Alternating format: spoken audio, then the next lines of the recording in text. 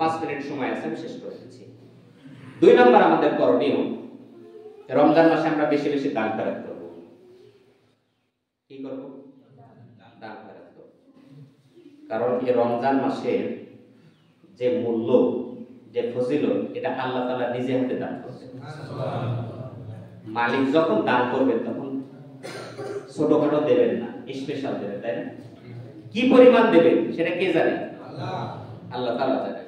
এরকম কথা আমরা ওয়াজে বলে থাকি বা শুনে থাকি যে কেউ যদি রমজান মাসে 1 টাকা দান করে, অন্যান্য মাসে আরো কি 69 টাকা, আরো 69 টাকা, অর্থাৎ 70 টাকা দান করলে জানে কি সে নাকি।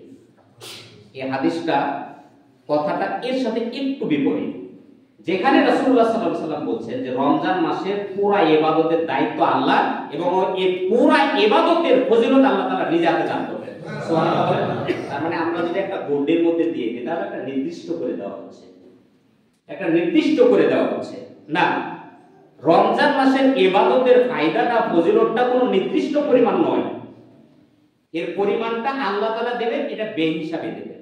সুবহানাল্লাহ। কি পরিমাণ দেবেন এটা কে জানে? আল্লাহ।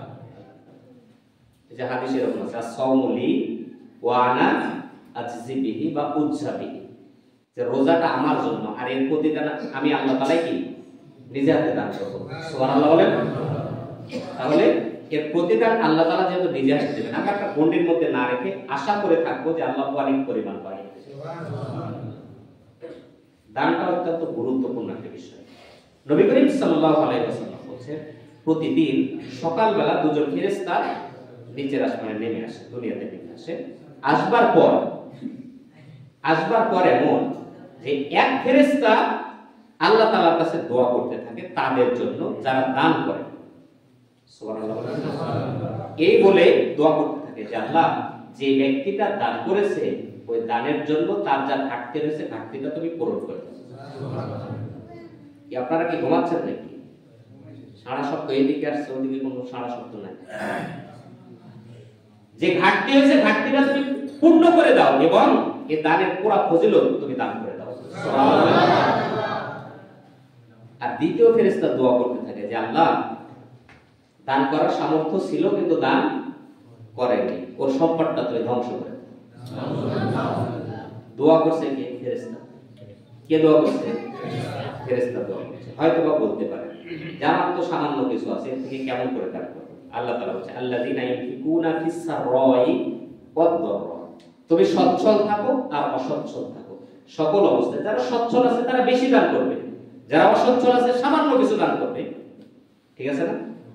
এই যে একটা ঘটনা আমাদের শোনা আছে, নবী করিম সাল্লাল্লাহু আলাইহি ওয়াসাল্লাম যখন যুদ্ধের ময়দানের জন্য যখন ডাক দিলেন সাহাবীদেরকে, একত্রিত হওয়ার পরে সাহাবীদেরকে বললেন যে তোমরা যে যে পরিমাণ পারো তোমরা দান করো। কেউ দেখা যাচ্ছে তার সম্পদের 3 ভাগের 1 ভাগ দিয়ে দিয়েছে, কিছু সাহাবী আছে তার সম্পদের অর্ধেকটা দিয়ে দিয়েছে। সুবহানাল্লাহ। কিছু কিছু সাহাবী রয়েছে তার সম্পদের 3 ভাগের 2 ভাগই দান করে দিয়েছে। সুবহানাল্লাহ বলেন।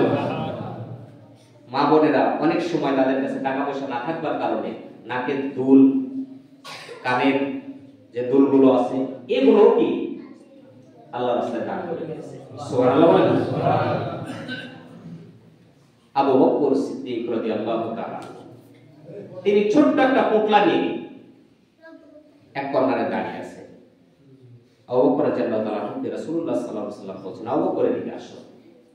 আসলেন, সকলের দান কিছু কিছু শুনলেন, তুমি কি দান করেছো, তুমি কি দান করেছো, তুমি কি দান করেছো।